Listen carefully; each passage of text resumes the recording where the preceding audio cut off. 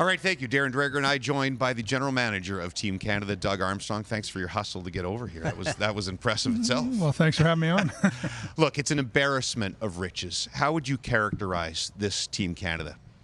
I think balanced. That's one of the things that we wanted to try and accomplish, was to give the coaching staff as many tools in the toolbox to play against any type of competition that we might have. I think we have, in points per game, I think we have the 4 top Canadian scorers.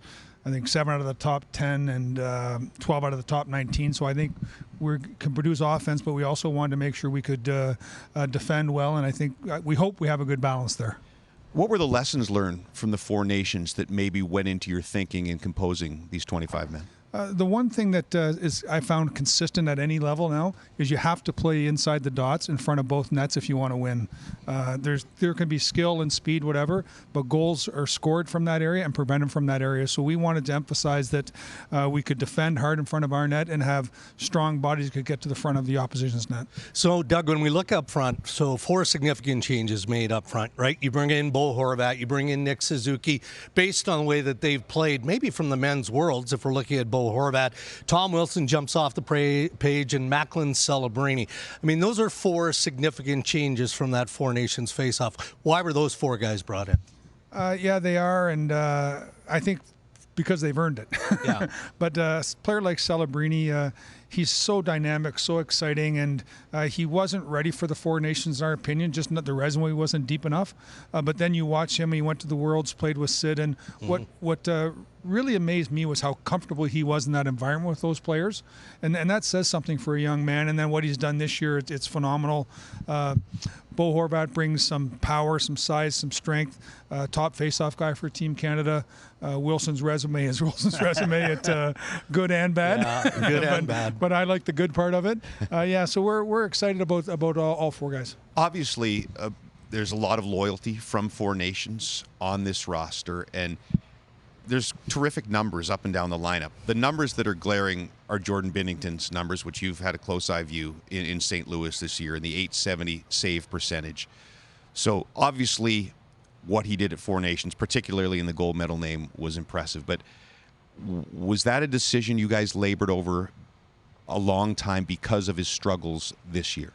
I would say I labored over it more than the rest of the management group and coaches did, which was surprising. I think you go into these events and you want to push for your players, but you don't want to over push. And I was telling the guys today, what amazed me was how comfortable the coaches and management were. That Binnington was one of the 3 right from the get-go, and that they confirmed that again at a December meeting. I think his pedigree of playing in big games is second to none, obviously, in our group. I think we aren't the strongest team in St. Louis right now. And, like we played Tampa, and his save percentage was poor the other night right before Christmas, and he had, I think, 3 tip-ins. Is it fair to say Cooper fought hard for Binnington? Yes. Yeah, as well did as the other coach and management. Jordan's got a lot of supporters. So this roster, we know, littered with incredibly difficult decisions. You don't want to talk about the players that aren't on this team. That's not necessarily what this day is about.